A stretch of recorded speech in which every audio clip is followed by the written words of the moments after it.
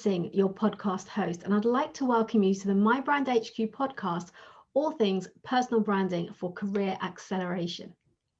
This podcast is for talented, ambitious career professionals like you who are wanting to be perceived as a thought leader, to be top of mind to those that matter, and to make an impact and stand out, be that in your team, your organization, or your industry, and to be inspired by other successful leaders. I will be interviewing high-achieving career professionals who have carved out a successful career in their field and are open to sharing their career journey, their challenges, their learnings and insights with you, someone who is looking to establish your personal brand and accelerate your career. Through my personal branding and coaching practice, I enable career professionals primarily in the technology industry to earn more money, to increase their salary. In fact, I spoke to all of my past clients that I've worked with over several years and learned that actually overall, they've received an average of 47% increase in their package. Would that be a great place to be? They've also all achieved at least one, if not more, promotions or moved on to a higher level in their career at another organization. And they're looking to advance their career while showing up as the best version of themselves. If this sounds like you, then do reach out to me and let's have a chat. And why do I do this?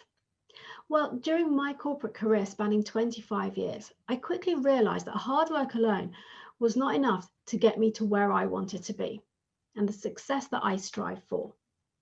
And my belief is that hard work, coupled with creating and establishing a strong personal brand, can both influence and accelerate your career and get you to where you want to be. On today's My Brand HQ podcast, we're going to be speaking with Kish Hirani. Kish brings close to 25 years experience within the video gaming industry. He started as a software engineer, swiftly attaining technical director status or similar roles at development studios and publishing houses, including BBC Worldwide Multimedia. The second half of his career, he moved to platform holders, starting with Microsoft, and then settling at Sony PlayStation for 8 years as the head of developer services, where he was developing and managing resources for all developer-facing technical activities. Currently, Kish is the CTO of Terra Virtua and has taken up the voluntary position of the first chair of UK advocacy group BAME, that's Black, Asian, Minority and Ethnics, in games, promoting diversity in the industry. Kish was listed as one of the top 100 most influential BAME leaders in UK tech in the Financial Times, as well as being awarded the Diversity Star Award at the annual Video Games Develop Star Awards, both in 2019. And he was also listed as a top 100 Asian stars in the UK tech by Diversity UK in 2018. In today's episode, Kish will be sharing with us his journey into the video games industry, how daily he gets to combine his expertise with his passion and encourages others to do the same, why he advocates for more diversity in gaming, how he came to find himself as the founding chair of BAME in Games, and then the myths around video gaming, as well as the advantages of gaming for those who participate. So let's head over and hear what Kish has to say.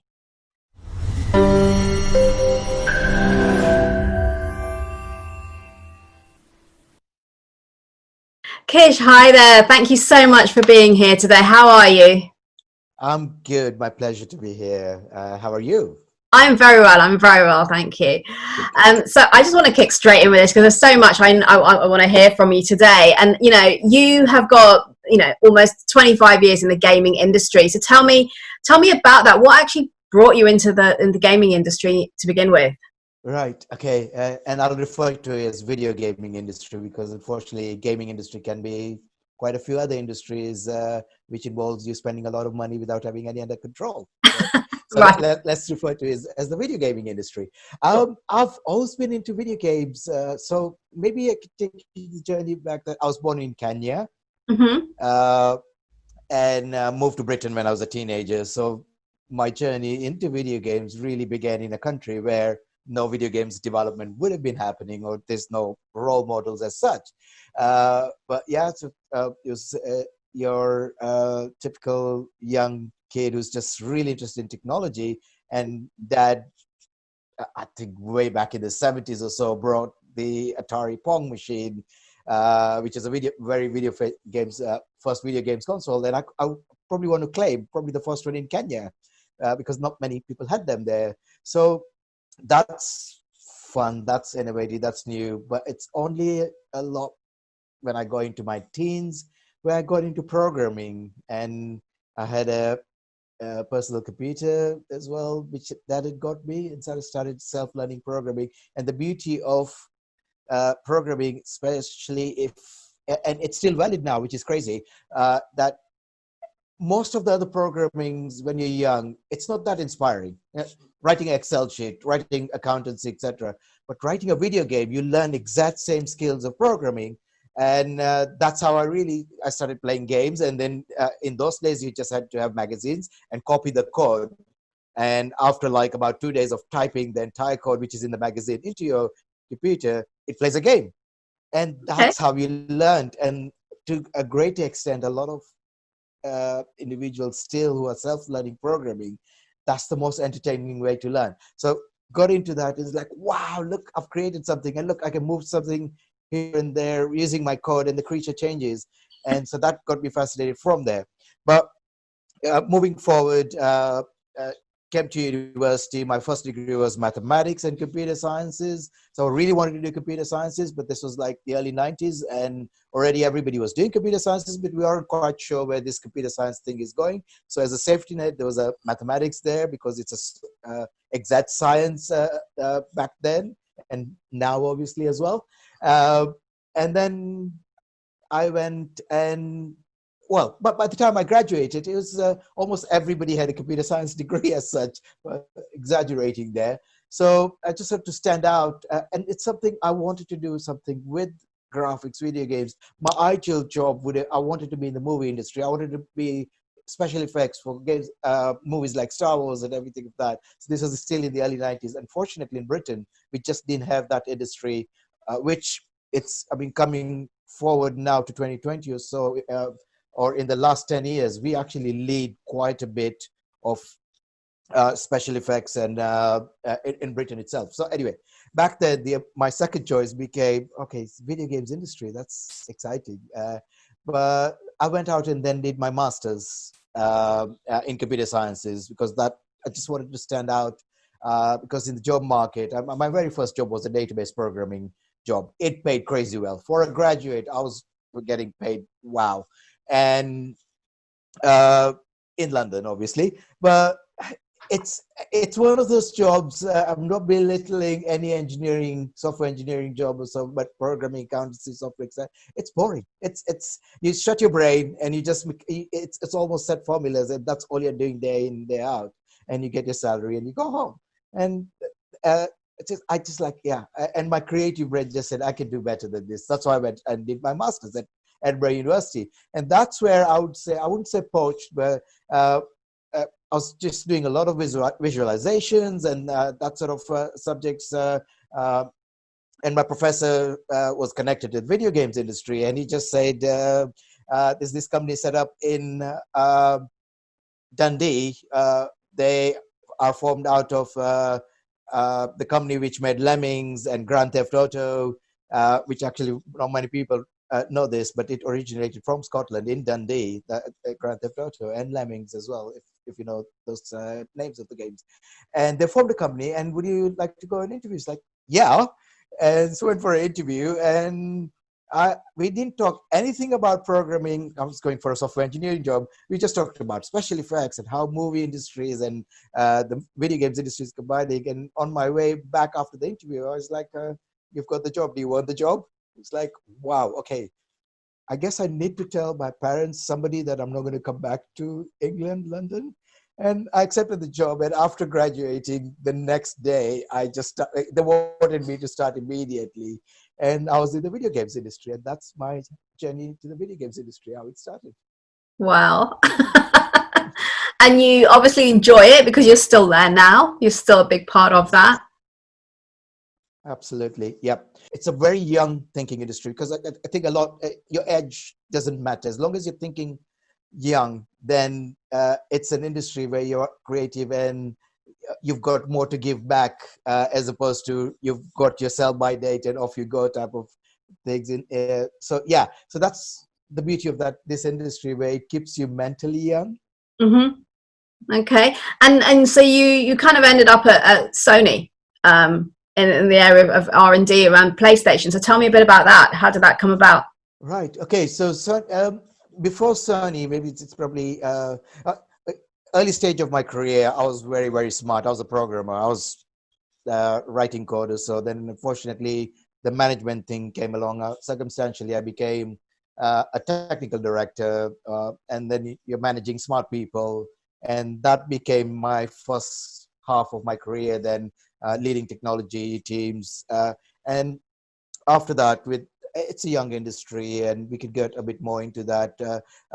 Got made redundant, and sort of opportunity of like, well, I think it'd be better to rather than out of being in development, let's move into the publishing side where the funding and the money is. So I went to the publishing side. So my first job was at BBC. So BBC Worldwide had a multimedia division. I think they've reformed that division or so. So that's overlooking lots and lots of studios with the fundings to be able to create the games and the IPs. So you've got Bob the Builders and Tweenies and Robot Wars and all those brands which I worked on back then. And so that then led me to another publishing video game studio. So the opportunity came up to work with Microsoft. So, and that it's very relevant because that led me to Sony, which is slightly odd because if you talk to any video gamers or so, most of the diehard video gamers are like one school or the other. It's like Xbox or PlayStation type of thing. So anyway, I was at Microsoft. I was contracting. I was reporting directly into Seattle, and uh, at that point, I think it's. I mean, nothing wrong. It was the days early 2000s or so. Microsoft wanted the position to move into US. It's just how it was back then. Things are very different now, where Europe is quite a well-established headquarters for Microsoft in terms of video gaming as well. And that stage of my life, I just wasn't wanting to pack up and go and move to Seattle. So I said no, and the opportunity at Sony came up to head up within the R&D division, head of developer services. So a bit quantify what that means. That's basically every single technology-driven platform or idea or anything else which comes along for a video games developer to enable them to make better games, basically. So it's quite a maybe I should simplify that. So video games, especially video games consoles programming or so, it's quite top secret. It's not something where you just go out on the internet. It's not like when I was a little kid where I would just grab a magazine and start coding or so. So what we need is divisions like the one I was heading, where you're helping developers get the best out of the platform itself. So it's highly confidential as well. It's one-on-one. You go and help them all the way from the start of when you're designing the games console. You get some feedback to when the games console is live, get them engineering support, technical support, all the tools, etc., to get the best product out. And that became sort of an 8-year stretch of running a division, which was all about empowering content creators. Okay, and from the way you're talking about it, you're passionate about that. No, absolutely. It's it's going to be. I don't think it frequently happens in your life where you are involved with products like PlayStation 4 and PlayStation VR, pretty much from concept all the way till retail. And that journey, it's priceless to be part of that and to have an input in a lot of where the direction things took place, all based in London. And if, again, most people wouldn't be aware, but Sony PlayStation, the way it was structured, we have got the Japan headquarters, which was the Sony headquarters back then, and then we have got the US, and then Europe was headed from London, where I was based. So there's 3 regional headquarters or so, and we had pretty good dynamics in terms of how we worked together, or so all reported into Japan. So Right. it was quite a prominent position. And within Sony, we had a lot of influence. Sony PlayStation itself influence on the directions of the products we made. Wow. And so, I mean, you joined that industry very early on, really. So what have you seen in terms of the growth of that industry and how has it evolved over time? Right. So in Britain, I think last year, we counted it to be roughly 30 years. We celebrated it as 30 years of video games industry. So relatively young industry. Now, the way it's grown is crazy growth in terms of right now for the last 3 years in Britain, but Europe for sure as well.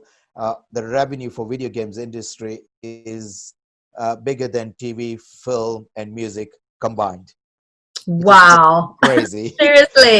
Yes, and so that's brings in a lot of issues with it as well, that it's grown too fast. But then 30 years is not too fast as such. But Mm. if we look at the scale of the revenue uh, in terms of growth, and if anybody would say, like, how is that possible? I mean, music industry is massive. Everybody who's playing Candy Crush on their phone or doing any microtransactions or any games or so, all the way out to diehard players who are just spending a lot of money in AAA games, console games. So that's all the revenue. And you can just see how that combined can pretty much become the biggest industry, creative industry as such, which is contributing towards a great vibrant economy in most countries, especially in the Western world and Japan, Mm. and I should say Asia, like China and Taiwan, those sort of countries. So South Korea, video gaming is such a big revenue driven industry as such. Mm-hmm. Wow. And so So, I know you're the founding chair of BAME in games, so the yep. Black, Asian, Minority, Ethnic as a diversity within the gaming industry, video gaming industry. So tell me about that. How did that come about? Right. Okay. So again, as I said, so I was made redundant at Sony, and then it became an opportunity of where do I go next, like anybody else would. And so the first thing I did is actually pack my bags, and I was born in Kenya, so I took a month off and just go out in Kenya. I used to work with a charity, children's charity, back when I was a teenager in Kenya. So it gave me an opportunity to just go and do some voluntary work. And one of the key voluntary work as well I do, it's sort of not linked, but it just got me into the sort of spirit of, like, I think it's time to give back. Was one of the key things, especially in developing countries or so, is education, and everything else is actually not bad. But it's at the age of 6. So there is free education, despite whatever you think in terms of poverty lines, etc. But what lacks is the age of 4 to 6. If you're in a capital city, you're privileged, like anywhere else in the world or so. But if you're in the rural areas, especially outside of Nairobi in Kenya, Mm-hmm. that's where you typically see where kids will just be on the streets or on the rivers or whatever else out there playing about and doing what they do as the parents are working or in factories. And so this charity has set up a nursery for 4 to 6-year-olds. So when I heard about this, it's like, can I come along and show them technology? So I had the Google Cardboard, which is a virtual reality cardboard, and my phone in hand. And I just wanted to go and inspire all these young kids and show them virtual reality. So this was 5 years ago. So, and sorry, 4 years ago. And their reaction was exactly the same as the very first time we showed it to the most cutting edge video games developing engineers or so. When they see VR, they just said, wow. And that's the same reaction. What my aim was just to give what you can give to individuals who are that sort of age. And why that's important is, let me just say, let me go back on what the reaction, which was, is I want to empower the time, because if you've been shown VR 4 years ago, like with most of the developers in the Western world or so, have the privilege to have seen that technology maybe 5 or 6 years ago or so, Now, nobody can ever take that away from one or two kids who really, in 20 years' time, would be working virtual reality. Because I want them to, when somebody says, yeah, we've been working virtual reality for 85 years, I want that kid to say, yeah, I experienced my first virtual reality 24 years ago. You know, that power of time, nobody can take that away from them. So that was my simple goal. There's nothing else I wanted out of that. And I, I was just humbled by the reaction. And in fact, the headmistress of that nursery still keeps in touch, and the kids nickname me Uncle of Video. So they call me, when is Uncle of Video coming back? And I would love to go back and just show them what the technologies and things which are very, very accessible right now, especially because everybody knows what a mobile phone is. So I want to just cover slightly more of that before I go into how we formed BAME Games, because it got my mindset into so much to give back. And so this 4 to 6 year old stage is such a vital stage in any kid's life, and in the Western world, in capital cities or so, we are all privileged. If you've got your kid a television and they can sit in front of a television and watch cartoons for half an hour or an hour or forever, so that's a discipline they're gaining there, where they're listening to something and paying attention to. When you're out in the rural area, when you get a lot of life skills or so, as soon as you're put into school at the age of 6, you're unfortunately tagged as disruptive, because you've never had the privilege of sitting down and listening to somebody for half an hour and learning something, even if it's meaningless like a cartoon or so. And that's such an important stage, which that's why I call it as a privilege. And we take it for granted that, reading a book, reading a story to your kid, etc. That not a lot of people have that privilege, unfortunately, especially in the developing world. So I really wanted to nail that. It drew me to that charity because of that purpose. And so yes, moving forward, I wish I could stay there forever, but when I came back, we gathered around a table. So this wonderful gentleman and it's a gentleman who formed Women in Games 7 years before, and he said, this is Women in Games in the video games industry. Do you think we need a BAME in games, Black, Asian, minority, ethnic in video games? And almost around the table, we went like, there isn't one? And obviously there wasn't one. And so it's like, yeah, absolutely, I think we should. I mean, there's no question about it.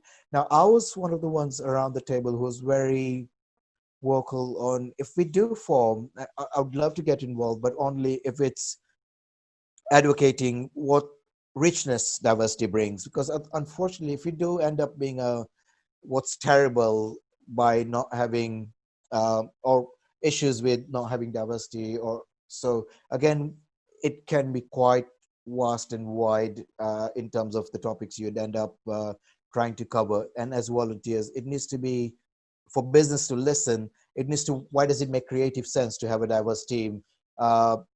And so unfortunately for me, I guess, or fortunately, I'd say, everybody just like, wow, okay, yeah, that's what the org should be. It should be productive. It should be what industry wants to listen, rather than just saying, you're terrible, you need to increase your diversity, here's a quota, meet those quota, blah, blah, etc. So I prefer the proactive, what's the positive? Make a business learn why it matters, and they'll change. And so I was asked, well volunteered, why don't you chair the org as we find it? And so I said, great, I'll do it for 6 months, and then we'll just elect a new chairperson. And here we are, 4 years on, I'm still the chair. So, and that's how BAME Games was formed. We've over the years, we've had tremendous support and given back to the video games industry, all as volunteers. One of our primary activity, which I'll just add, which is quite active, and it's COVID comes into that as well, where it sort of disrupted our flow. But we used to have monthly meetups, and the whole idea for that was, we have a meetup at a video games studio. So we want ethnic minorities to come along to a studio where they could possibly be able to work. And I mean, some of this, in fact, majority of people get in the video games industry because they love video games. And to be able to go to a studio which created one of the games that they made, it's like, wow, it's not that accessible, although it might sound like very obvious. You should have studio tours. It's just not practical. You'd have that. So we changed that to, we have a panel. So what I do, a panel formula is very, very simple. It's either me or somebody else will moderate the panel. We get 2 or 3, usually 3 ethnic minorities on the panel from the studio, and just talk about that life journey, how they got into the video games industry, and then just general Q&A, and then there's a networking after that. And for the company itself, it's a moment to show we are looking for diverse talent,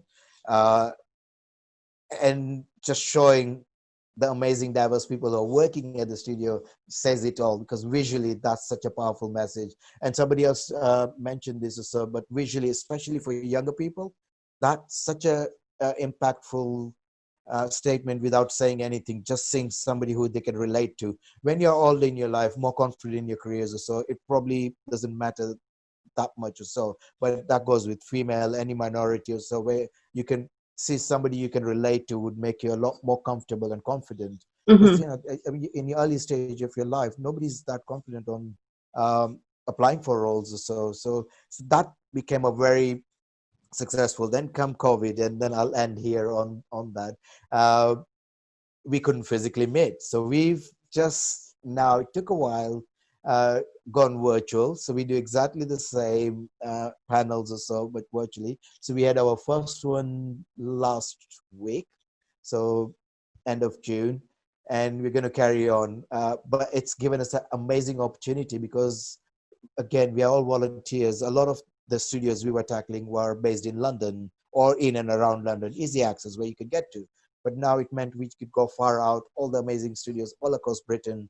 And we've got more exciting series to come because we've just gone virtual. And I definitely will not restrict that to UK. We'll just go out and invite all studios around the world to come and have our webinars as such. Yeah. Oh, fantastic. And you're obviously a strong advocate of diversity in technology and in the video games industry. So tell me, what are the advantages of having diversity in the video games industry? So not just video games, I mean, this goes with any other industry. So what diversity brings is the richness of diversity is it brings diverse creative ideas, and that's what matters. I mean, any product which is being developed, the classic examples which people use is especially if you've been involved in anything you're making, or so suddenly everybody's super excited that this is the best thing ever or so, and then the product goes out to the market and it fails. And majority of the time is you are in a bubble and everybody was agreeing. In fact, every time you're in a meeting and everybody's just saying this is the best thing ever, panic and try and bring in diversity in there, where somebody will come along and just is like, right, how about thinking about, have you thought about this? How about this idea? So should be radically different and disruptive, but not too disruptive. Obviously, you want to get a product out, and that's where diversity comes in. Although it shouldn't be a tick box, and it shouldn't be a stereotype of a person or somebody being a female or ethnic minority will bring along whatever stereotypical views you have of that type of people or so. It just brings in more creativity, and more importantly, your customers who the products are getting out to, they are all diverse. So you're making products which relate to everybody who's out there. Your team is formed of almost a subset of what the consumers you are aiming at. So I think that to me is key, especially in the creative field. It just brings in more innovation, more creative thinking. Mm-hmm. Okay. And let me just say, like a lot of that, and again re-emphasize, it's more about diverse thinking as opposed to just being visually diverse, because it's pointless having a tick box exercise of having diversity when if the people you're hiring are still thinking exactly the same. So diversity, where it comes along and plays the magic, it's when there's diverse thinking. Nice, very nice. And as part of that as well, I know you're on the advisory board for women in games. So what would you say to encourage more women and minorities into gaming? So I stepped down from Women in Games Advisory Board just beginning of this year. What's very, very common is majority of the minority, this is the ethnic minority, and women in the video games and the tech sector are the minorities, don't apply for roles when they come up. And that's the biggest factor. How do you attract people who feel they wouldn't belong in there? And unfortunately, it's not good enough to say, right, we tried our best and we just don't have any female applicants or so. No, you need to change your process. This is for any size company. So if you're not getting diverse applicants, it's your job to change that. Go and reach out. And a very simple way, which we encourage with women games as well. So uh, it doesn't require any effort, but going out to any, even on Twitter, just using a simple language of, we've got this vacancy, we are looking for diverse applicants, just that word. Or we want more diversity within our team. Admitting we are not that diverse, it's brilliant. And don't be shy to do that, because that's how you bring changes about. Because a lot of companies get to that sort of like, well, we tried, but nobody's applied, so tough. That's just not good enough. But by doing that though, is there not a risk potentially that if I was to see that, I would think, well, that company's just got a tick box exercise? No, so this is again the way, if you advertise that we are looking for diverse applicants, you need to justify why. Yeah. And what you're working on, and that needs to be part of that language as well. And the biggest, if it ends up being a tick box exercise, it doesn't help the company at all whatsoever, because that person will join and within 3 months or 6 months or so will leave. Because then keeping your diverse talent is part of the process. I mean, that's, so it doesn't end at just literally just going out there and ticking that box or so. So yeah, unfortunately, yeah, if anybody goes for that sort of shortcuts or so, it just doesn't work. Yeah, no, absolutely. And that's why I was asking the question, because I think I absolutely agree with you. I think, if companies want to be more diverse, they need to explain why they want to do so, what are the benefits to them and also to those individuals, so people see the authenticity almost behind it, rather than it just being that tick box exercise. And tell me a little bit about the mentoring cafe. Okay, so this is part of when I was at Women in Games. So we ran a mentoring cafe, which was uh, basically a speed mentoring session. It was in Brighton. So we have this annual video games conference which takes place in Brighton every year in summer. We decided to run a mentoring cafe. And so it was advertised on your usual Eventbrite or so. And we were expecting just, it was mainly, and because it's Women in Games, I was helping out as one of the two individuals who came up with this idea. We expected all the females to come along also from the video games industry. So when I sat there, I've got this wonderful young lady who worked in marketing and advertising in Brighton. So straight away just so how did you hear about this event? It's like, I just was on Eventbrite and looked at the events happening in Brighton, and this came up, and it's like Women in Games mentoring cafe. And say, first of all, I didn't know there's a video games industry in Britain, and it was like, yeah, for most of us in our industry, and I don't know if you are aware of how big and thriving the industry is, which probably would have been surprised when I told you the scale of the size of the revenue it brings in. She was pretty much the same. And two, you have just told me in that session, everything I'm doing in this market, I hate my job. I hate going to my job. It is terrible, although she's in the creative sector because she's doing marketing and so. Everything I can do in the video games industry. Why did I not know that? And what's amazing is it took a year or so, she wrote back to me and just said, I'm in the video games industry and I love my job. And that's the simple, I think that's the magic, which I thought summarized the entire uh, cafe session we had. And that's the whole idea about BAME in Games as well. And all these organizations which are trying, how do you attract people? There's no one set formula, but you need to do a lot of this sort of activities which make people feel I will belong there. And I'm just going to add a bit more onto that, especially because your audience may not necessarily know video games industry or so, but video games industry, like every other industry or so, you don't have to have your classic programming or artist or design degree, etc., or qualifications or experience. You need accountants, you need lawyers, name it, and that's it. It is a large business.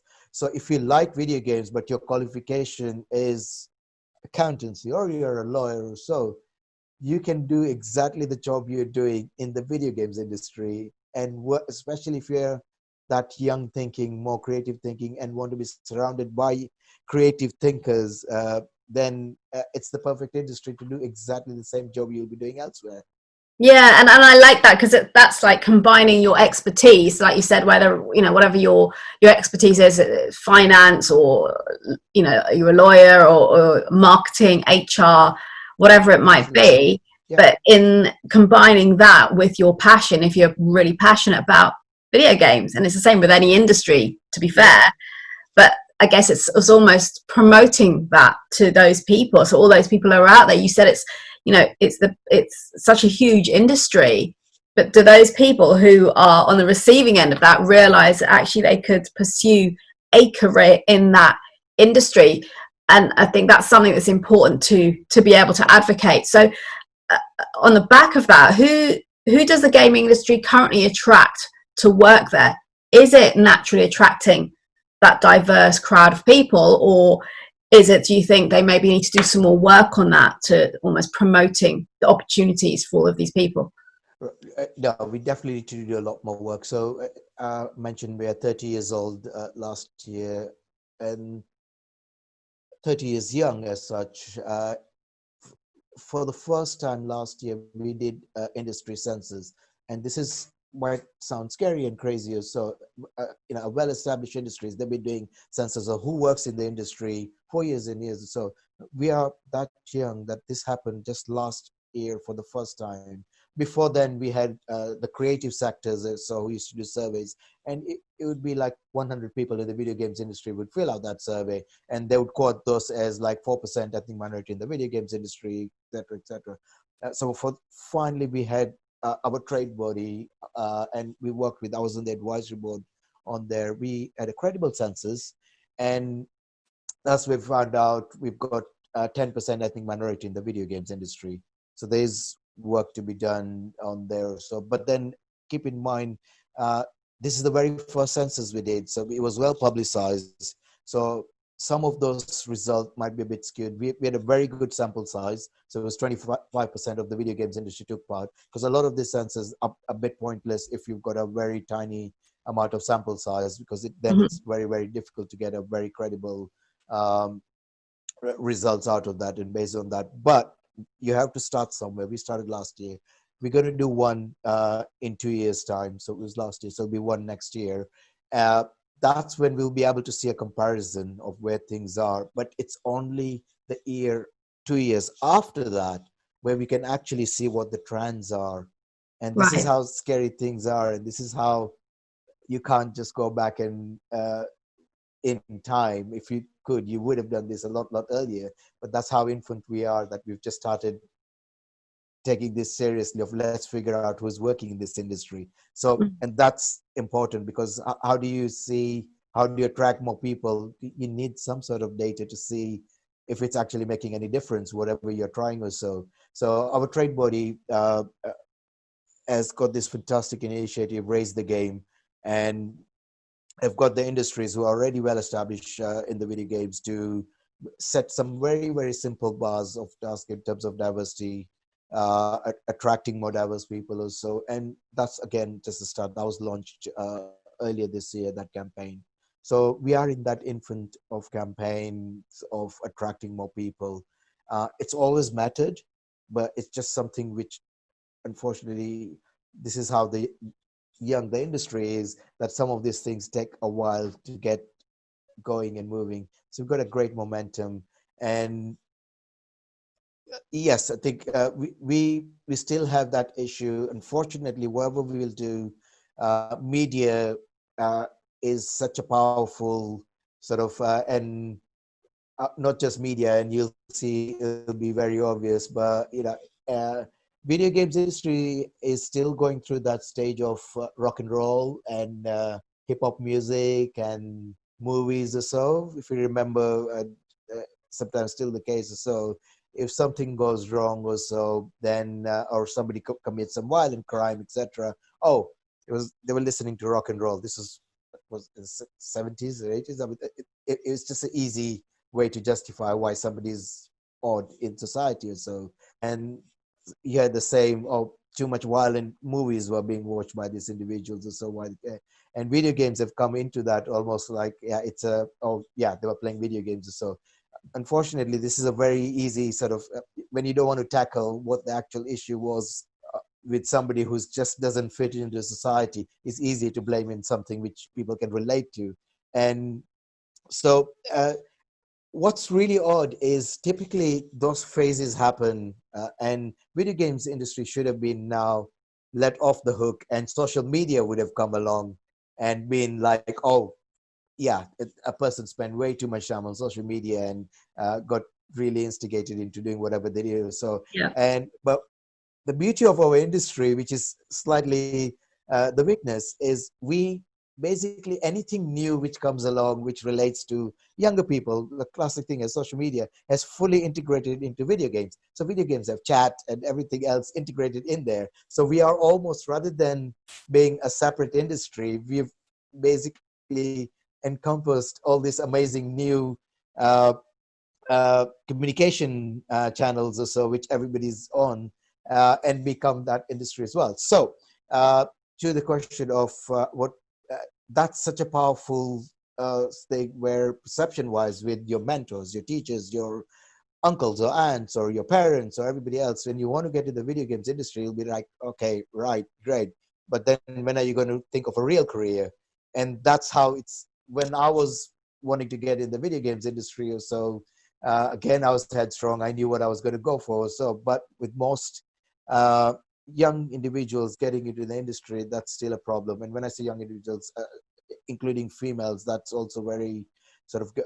And you know, it comes from a good place. You want your kid, whoever you're mentoring, even your teachers, so want mean well. It's like, right, get a career, get the accountancy career, because we know how that works and how your career will pan out or so. And so that stops, and that goes with I think a lot of creative and music and art, etc. And especially, I'm going to slightly generalize this, but I think with ethnic minorities, it's very, very obvious. And I don't know if you can relate to, but being from an Indian family or so, it is. I did mathematics and computer sciences because it was just something. I was good as maths, but I was bloody good at art as well. But it just was no question ever that I'll actually do art as a degree or so. Yeah, I remember, I can give you a very similar example where I was pretty much a genius at graphic design. I could do it with my eyes closed and I just get straight A's. It was effortless and I loved it.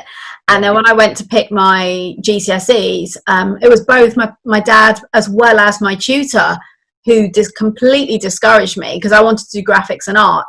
Yeah. And both of them said, no, you need to stick with the academics. And they gave me geography. And I was like, I hated geography, and I pretty much flunked it. And yeah, because again, they're thinking longer term. They think it's a more secure path. It comes from a good place. But that's, unfortunately, this is where, video games industry and creative industry, it remains. And this is where, individuals like myself and the ambassadors in our industry, we try and change that message where debunk all these sort of myths of what video games industry, the media perceives it as also.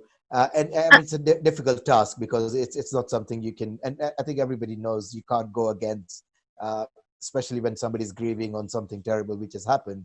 And it's used, was it just last year where the president of the United States also used video games as an example. And it's such a powerful and easy way to get out of what the actual problem is itself. And I guess for me, myself, personally, I'm not a gamer and nor do I have children. So I cannot directly relate to the video games industry as such. But there is a general perception, as you've alluded to already, that there are conflicting views around it. You know, there's the addiction to games. There's it results in kids being antisocial because they're on the games all the time. It could be perceived as time wasting, and you know, parents are struggling to cope. I've got a couple of my friends who are like highly stressed when they talk about the kids wanting to be on the PS4 all the time. You know, there's a safety around being on the internet when you're young, and children being protected from that vulnerability and you know, the bullying potentially as well. So, you know, as an ambassador that you are for video games and the industry, how can you debunk some of that? Right. It's not, again, you have to try every little, and I think a lot is just being straightforward on what the reality is, because it's very easy when you read up on certain things which you can relate to, like, right, video games are addictive. But then when you look at the data itself also, it's actually very, if a person has that addictive nature, then they will be addicted to whatever else you give them instead of that. So a lot of these things. So I'm glad you mentioned about the, especially, I think it was last year when World Health Organization put down video games as one of the addictive sort of things which people need to be warned about for health. And then this year, it's very odd because they should have actually put Netflix or TV as exactly the same, because the criteria is very, very similar. And you know, when people are binge watching series or so, they're addicted to that, but nobody wants to go into that. But this year with COVID, it very sort of relatable right now, and hopefully people who watch TV, which most people do now when they're sitting at home, they change that to like, it's a healthy thing to do, play video games while you're in lockdown or so.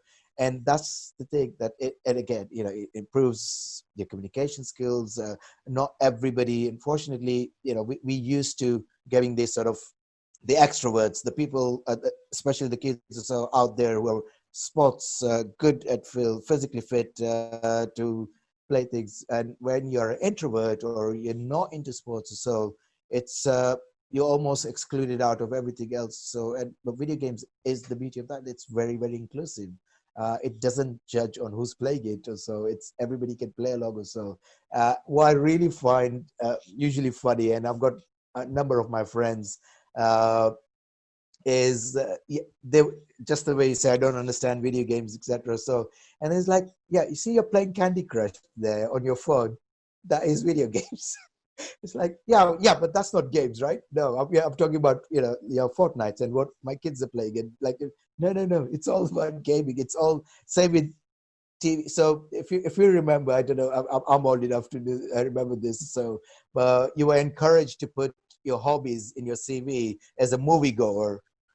This was probably, I think, in the 80s or so, and that was quite a cool thing to put, you know, just something you did.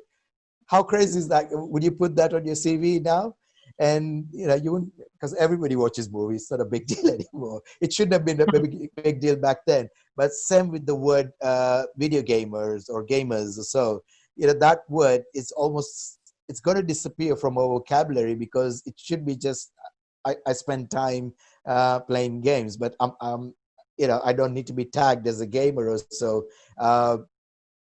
And it's going to happen. I mean, it's good because, you know, as I say, mobile phones, the most amazing thing, which is brought to reality of something which you can spend time while you're in your, as they call it, the Starbucks queue or whatever else, waiting. You want to kill time, commuting. Music is another. YouTube, watching YouTube videos, etc. These are all things which you're going through a process which, unfortunately, you don't have a choice. You have to commute to work. You have to kill that bit of the time. What do you do during killing that time? And this form of entertainment are so important, because it just gets you off work. I mean, who enjoys just riding a tube and looking at all the stations as they're passing by? You want to distract yourself away from that. Plus, and unfortunately, it's the case, especially early in the morning. Most commuters, you wouldn't see people smiling or so. So it actually gets you into that mind frame of like, yeah, this is terrible. Whereas if you just escape from that and you're on your music or your videos or video games for that matter, then that you've escaped from that world and then you're back into work fresh, get on with your job. So how would you explain that to parents who've got their young children who seem apparently to be addicted to playing these games, and anytime they're out of school they want to be on their PS4s, for example? So parents need to understand why the kids a parent would know their kid far better than anybody else will, and they need to set their limits, just like with TV or anything else. Or so you set certain times or so. Yes, if your kid is just doing nothing else but playing video games all the time, then that's more a parental sort of responsibility to just say, look, you need to play for 2 hours, and then after that, we are on a dining table. Unfortunately, I'm sorry, you can't have your mobile phone playing games while we are on a dining table. But again, I don't have kids either, and so I'm not going to advise parents on the right way to parent. But it is a very simple responsibility, like anything else. So I guess what I'm hearing then is it's simply another form of entertainment, just like watching TV or movies, Netflix, or going on social media, and it's about actually just Absolutely. Moderation. Is what it comes down to. Same with music, same with reading books. You could have somebody who would read books to addiction level or so, and if they're doing that in terrible lighting, before you know it, their eyesight is become extremely poor. Again, that's a parent's responsibility to make sure, yes, great, you're reading books, but in perfect lighting or so, and setting times or so. A kid reading book till 1 o'clock in the morning, even it's the best fantasy Harry Potter book or so, it's still destructive for that kid. And exactly the same, playing video games till 1 o'clock in the morning it's not really acceptable. But maybe on a Saturday you want to relax because it's a Sunday afterwards. So, and something I wanted to also bring up, the Parliament Select Committee. So Mark Zuckerberg has been brought up before them previously, and you were brought up before the Parliament Select Committee and grilled. So would you care to share a little bit of that experience with us? Yeah, sure. Does the video games create algorithms which make people addicted to, or especially ethnic minorities getting more addicted to video games? And it's a bit of a silence because we had other representatives as well. We had from Women in Games. So, and then I sort of smiled and said, no. But this is funny to me. I don't know if you can see that question, why it's and the movie industry and things you hear about where Facebook with Cambridge Analytica and the Russian meddling with the US elections, etc. What the perception we have formed of AI and technology is far bigger and scarier than, and when I say movie industry, the Terminator and some AI will take over the world, etc., which is sci-fi to some extent, reality as well, because things are possible as well. But to most people who do not understand that, will take it to the extreme and assume that's what's happening. So that question comes from like, wow, you're creating something which wants to take over the world, and then it's going to have a brain on its own or so. And I could see that's what this person asking that question was thinking. And the reality is, unfortunately, if anybody thought you as a human being will be made redundant, the good news is no, you would be. But it doesn't work that way. And everybody who's building products, vast majority, do not want to kill off their customer. If you make somebody addictive or so, and they become depressed and are then unable to integrate into society and are taken out of society or so, they're not your customers. Why would you deliberately make something which would take a person who's enjoying your product away from that?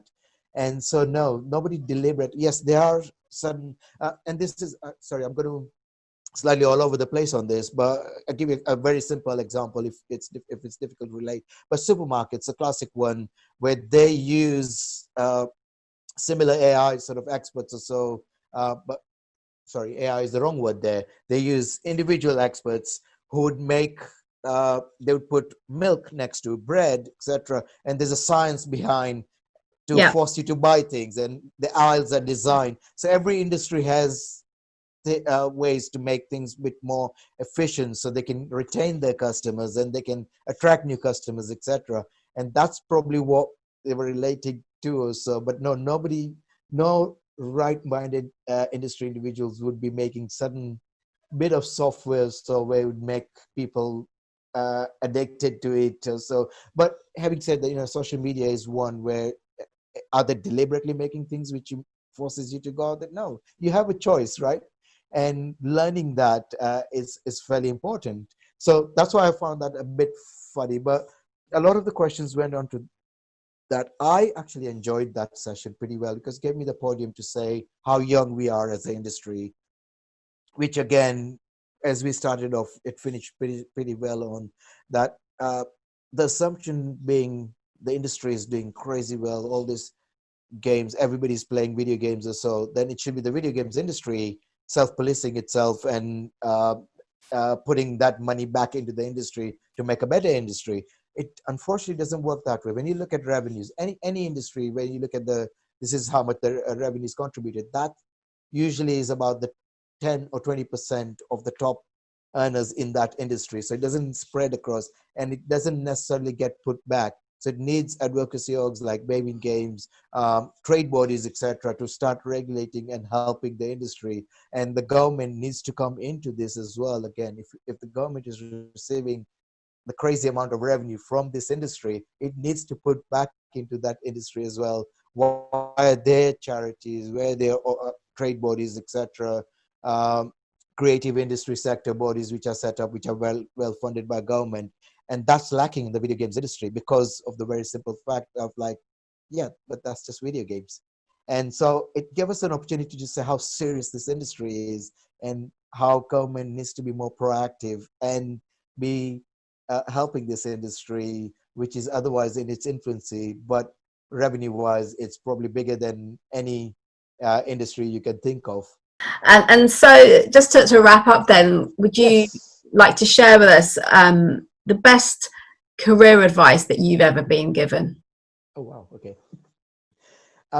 Okay, so I've been in positions of leadership. So this will be easier for somebody who is in position of leadership or more senior to relate to. But maybe after I cover it, I'll see if anybody in any position can relate to this. So, but the best advice I've been given, you should be thinking about how the company goes on and everything else, the bigger picture of things. I know it's difficult to think about things like that, but that's where you have your sort of right-hand person or so taking over, knowing exactly what you're doing. So I thought, it was fantastic advice I was given 10 years ago. I still practice it.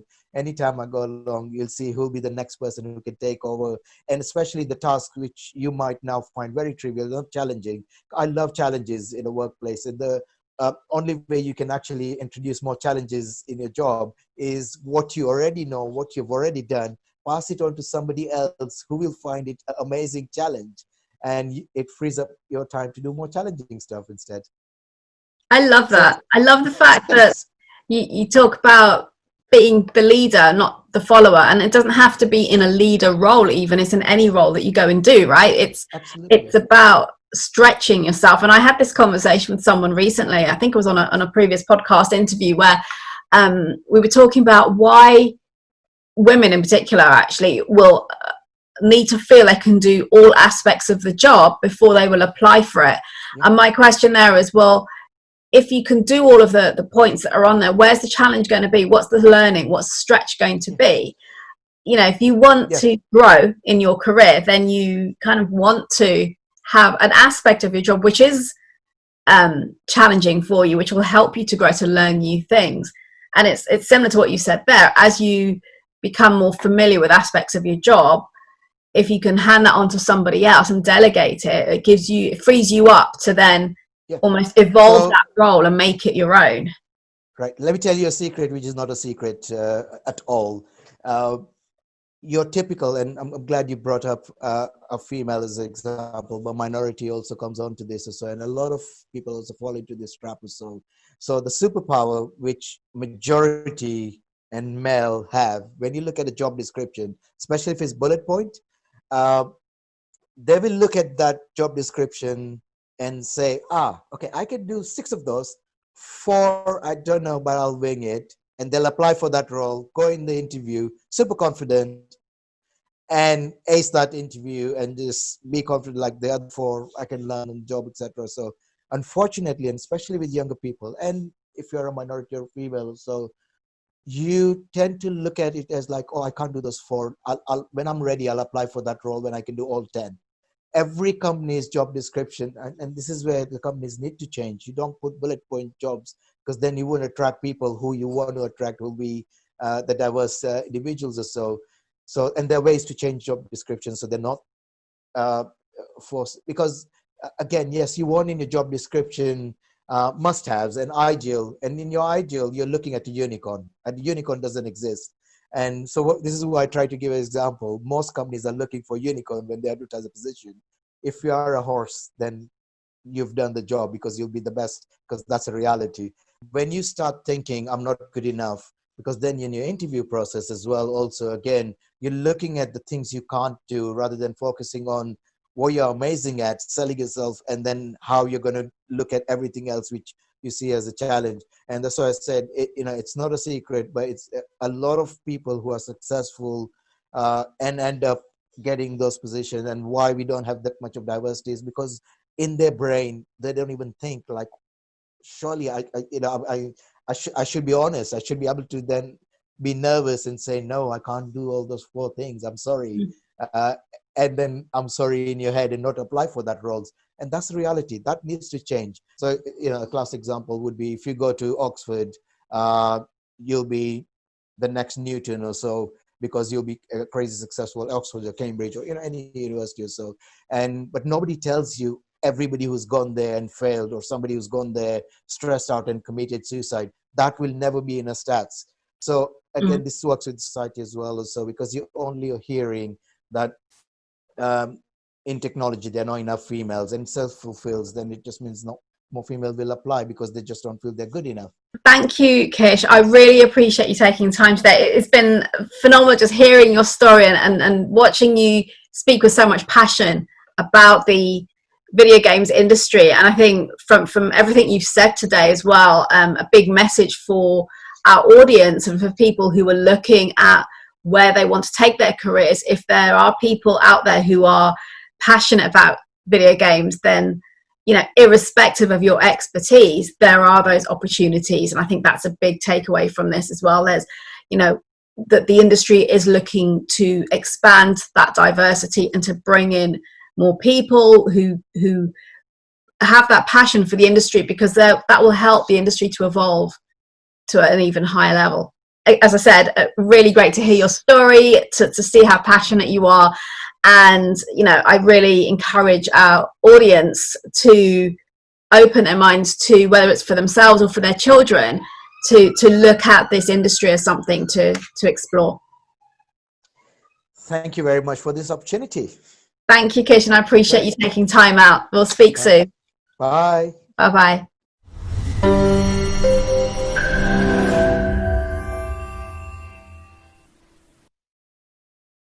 Thank you for listening. If you enjoyed today's episode, then please do subscribe to the show so you don't miss any future episodes. And remember to leave a review telling us about your key learnings and what you enjoyed the most. And do share this podcast with your friends and colleagues so we can spread the word on the importance of personal branding when it comes to your career advancement. And also ensure that others can benefit from these invaluable insights from many inspirational leaders. I will be eternally grateful. And if you are looking to earn more money, to get promoted, to secure your next role and advance your career, and would like me to support you personally on that journey to get you there, then reach out to me and let's arrange a chat. Alternatively, why don't you check out my personal branding launchpad, a group training and mentoring program. Finally, if you'd like to connect with me directly, then do reach out and direct message me on LinkedIn. You can find the link as well as any other resources mentioned in the show notes. I'll see you next time.